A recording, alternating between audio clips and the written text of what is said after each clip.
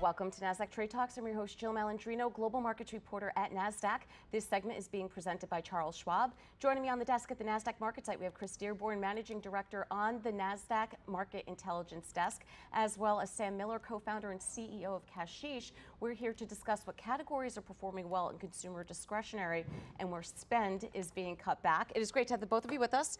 Welcome to Trade Talks. And before we get into the consumer, Sam, give us a brief overview of Kasheesh.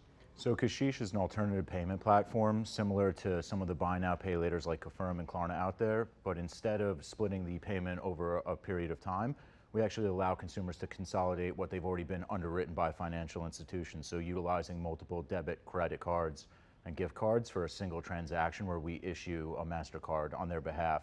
And so it allows for more flexible payments where they can stretch the dollar in a more efficient manner between the 1st and the 15th of every month and still maximize what they're spending, but keeping that utilization rate below 30% so it's not negatively impacting their credit score. So I'm sure you can extrapolate a lot from the data that you see. So what are you seeing in terms of discretionary versus essential spend at Kasheesh, and where are consumers cutting back, spending more? Any particular categories that stand out? Yeah, so there's not really much cutting back right now. What there is an emphasis on is how flexible solutions are needed for essential payments, whether it's rent, car payments, insurance, taxes, whatever it may be.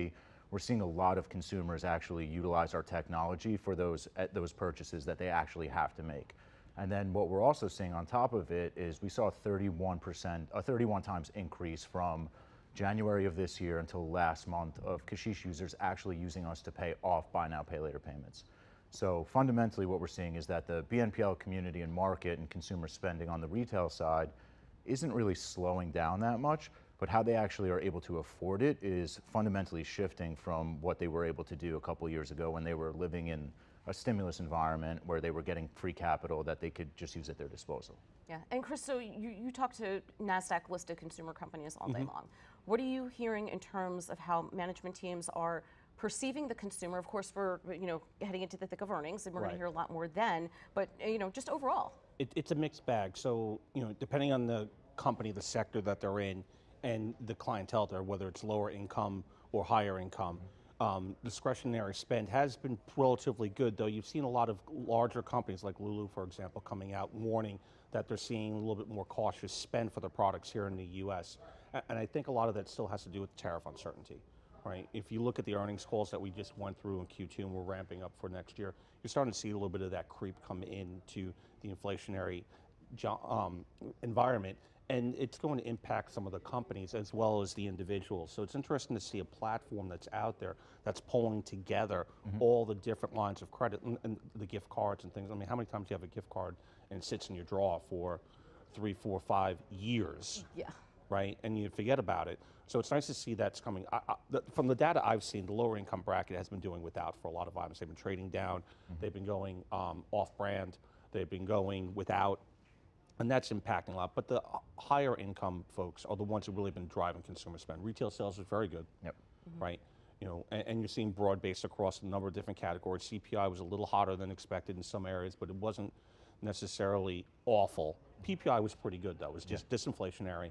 So what you're seeing there is that companies are kind of fearful to try to pass off price points right now because of a number of different items. They don't want to scare away their client base and have them go for an alternative, lower price, off-brand item. They don't want to, for lack of a better word, get the ire of the government, right? Yeah. They don't want the president coming down on them, which he has on a couple of companies as well, because that could impact consumer spend in the basket at your store. Yeah. So when you're looking at that, there's a lot of pressure that people, so they're taking in price, they're gently renaming what they're doing. They're eating price, they're trying to get some of the suppliers to eat too. But again, the big monkey on everyone's back right now is what is tariffs going to do and how is that going to impact price and then eventually consumer spend if you have to choose. So Sam, let me understand, you had mentioned that the behavior that was relatively unexpected is the consolidation of the buy now, pay later debts that are owed, right? Are you concerned that, so you have it consolidated, that the BNPL will be exercised again and it's kind of snowballs, or what do you think that means? Yes, so the average American that uses a BNPL uses it 9.5 times a year. So that's almost once every single month. 63% of them have admitted to borrowing multiple times a month. 33% of them have admitted to borrowing from multiple lenders. So when you look at what's happening and whether that's tariffs implication on how retail prices increase, 70% of our GDP is made by retail spend. And so when you look at the fact that at the end of this year, FICO is actually going to factor in those buy now, pay later loans into your credit score, you might actually get everyone that has a credit card has the ability to have your credit card limit decreased. And so a lot of financial institutions are setting off the alarms right now where they're warning that if you have a single BNPL loan, that's actually going to be a red flag on their internal risk modeling system because they don't know if you're paying anything back or not yet. There's an iceberg of data that hasn't necessarily been unearthed, and we're seeing the tip of the iceberg right now, but once it starts factoring in the FICO scores, we're going to start to see a lot more of those delinquencies really start to matter and what consumers have to spend. Yeah, quite honestly, I'm surprised that BNPL, it's going to just start impacting your credit score. I mean, that's a massive risk for some of these companies to take on. Yeah, I mean, it should have happened a long time ago. It really should have, but it's good that it's happening now. The biggest issue with it is that everything from a consumer standpoint revolves around credit. Whether you're leasing an apartment or getting a car or applying for anything, you need to have a credit score to do so. And so the fear is that a lot of these consumers that haven't been factoring in these BNPL installments to their credit score are now going to lose 100, 150, maybe 200 points on these delinquencies, and then all of a sudden you have a very limited market with, as you said, the implications of what tariffs may bring to the retail side of our economy, and then you're really going to see limited consumer spending. So while we're seeing it increase right now, I have a feeling that at the year's end and the turn of 2026, we're going to start to see that number fundamentally shift because of what's going to happen from this reporting. That's interesting. I'll be curious to see how companies respond to that. On the flip side, though, you do have stronger employment. It's still relatively good, and wage growth is there, not as good as it used to be. Correct. And when you look at that, that's a good basis for those who have, but the search is still kind of awkward. And I think people are stretching because if they're not working, they're going to find ways to stretch, and then impacting the FICO score, that's going to be extremely important. Extremely. Right? For new home buyers, right? As you said, anything else, first car loans, anything like that. So that's something to really keep your eye on because it's going to impact not just the consumer spend, but the companies that are supplying everything. I mean, and the people that actually need it most are the people that right now are at biggest fear of their jobs. I mean, they're saying that 30% of the labor force is going to be replaced by AI by 2030. Right. And so when you look at the fact that right now employment is in a healthy stance, we don't know what's going to happen over the next 4 or 5 years with the involvement of AI. So you might have those consumers that actually do need that income and need these flexible finance solutions. But if their credit score starts to dip and their liquidity starts to dip and all of a sudden AI is moving in and shifting their position to having a little bit more of the labor market, you're going to face a situation where these consumers have no choice but to use an alternative format of payment because there literally is no other optionality for them. See, and then Sam, here's an existential question. I would imagine that the higher end consumer isn't accessing BNPL, right? So it's just going to impact the affordability gap even more. And the wealth gap, because the higher end consumer is not going to have an issue accessing credit. Their portfolios have done well. That's a separate conversation, but that's an existential question that needs to be addressed. I mean, they've never struggled, and they're not going to struggle from the wealthier side of the spectrum. For them, it's actually advantageous for something like this to happen. So the buying power becomes more in their affordability when you look at the fact that right now more people, I think for the first time in American housing history, are actually renting than buying homes. It just allows for more opportunity on the far end of the spectrum in terms of the wealthy. But when you look at the people that are not capable of buying homes and that affordability and what's to come over the next couple of years, it's only going to increase that gap. Yeah. And Chris, comment on that, as it relates to the broader... So the housing situation has been an issue for a while, right? The questions on supply, they're getting a little bit better. Higher interest rates still impacting everyone. Again, going to mortgages, credit cards, everything else. Interest rates are not coming down. The data's not there, right? It's not going to change. If we do get the 2 cuts, quarter-point cuts by the end of this year, I'd be surprised, right? Maybe we get 1 just because... If we're lucky. If we're lucky, right? So, and with that, 8-9% or higher, on a mortgage rate, especially for a first-time buyer. You know, that's going to impact them, and if they have the buy now, pay later credit score negatively impacting that, that's going to go even higher.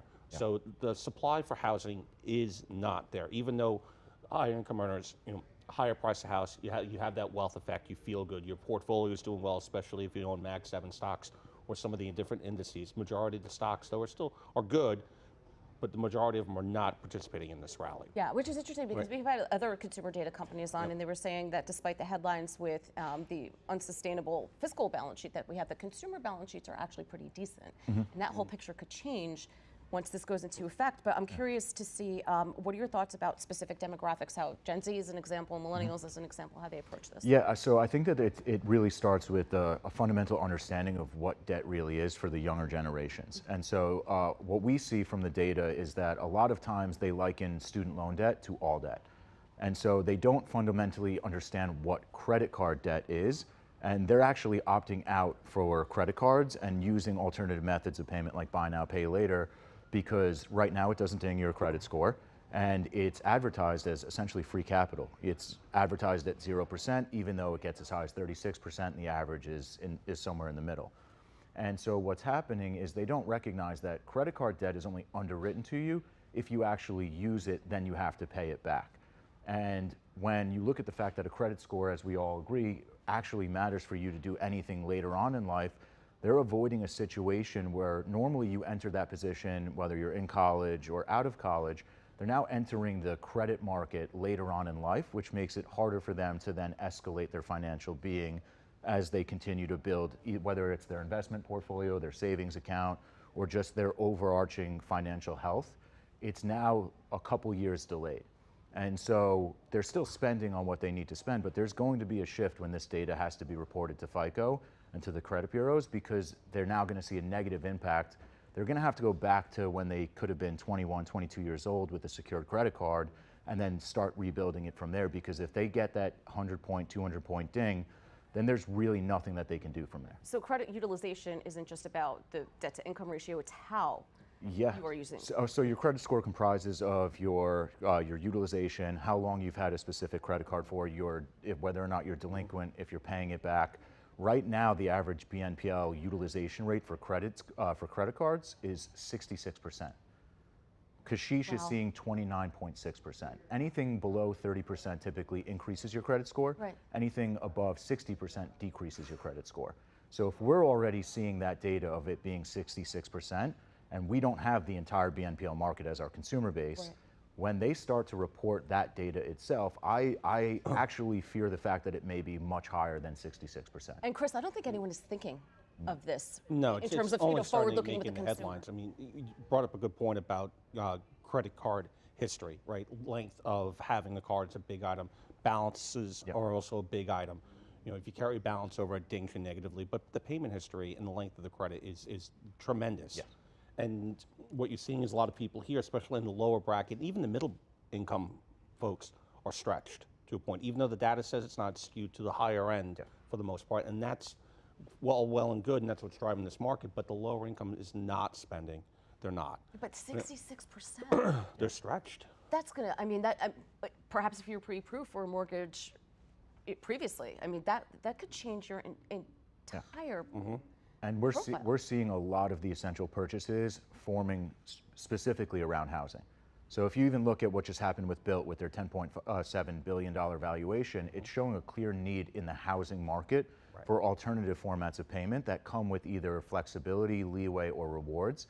And we're seeing a lot of our data following the same suit, where consumers are actually using our platform to focus a lot and heavily on how they actually live, whether it's the utility payments for their house or apartment, the rent itself, the mortgage payments.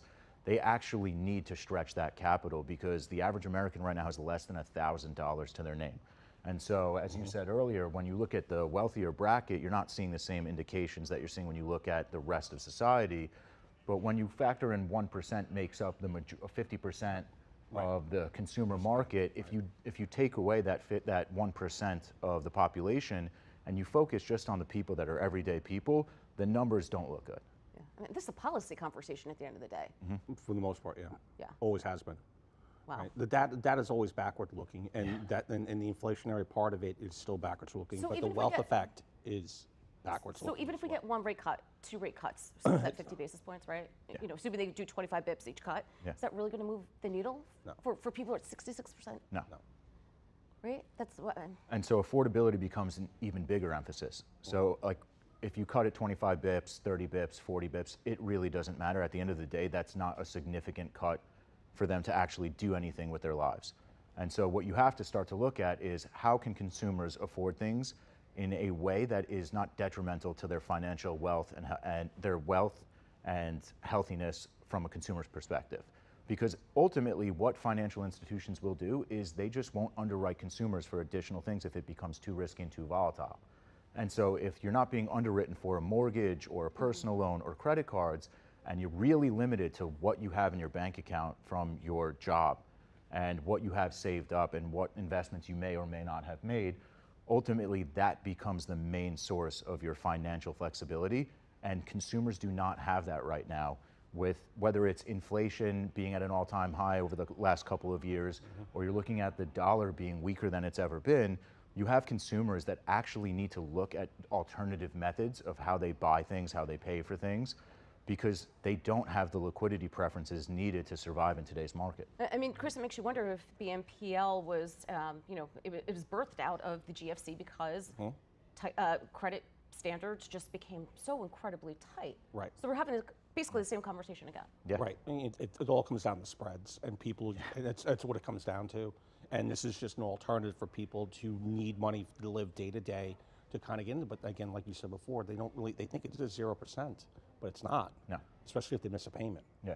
Oh, if you miss a payment, there's no coming back from that. Yeah. And a lot of their business right now, I mean, they're seeing delinquencies double year over year every single year since 2021. And that's only what they're reporting to us. So if you look at the fact that they might not even be reporting an accurate enough position, or the fact that they're probably selling off a good chunk of their position to collection agencies, Right. and the fact that those collection agencies now make it non-delinquent for them, it could be even higher. Wow. This is, Chris, we've got to We're- keep up on this data. This is we're really only eye-opening. at the tip of this yet, right now. Correct. Right. If they do put it into the FICO scores, that's going to be a game changer for Well, so credit across that's not an if. That's happening at the Yeah. end of this year, no Right. matter what. And that's what I'm saying, How Chris. is it I don't going to think impact it? That's Yeah. I don't think anyone's thinking about it in terms of, we're talking about employment, we're talking about tariffs, we're talking about affordability in the housing market. Right. This is the first time I'm covering it, at least, and this is really eye-opening. Yeah. All right. Appreciate both of your insights. Thanks for joining us on Trade Talks, and thanks for joining me from MarketSite. I'm Jill Malandrino, Global Markets Reporter at Nasdaq.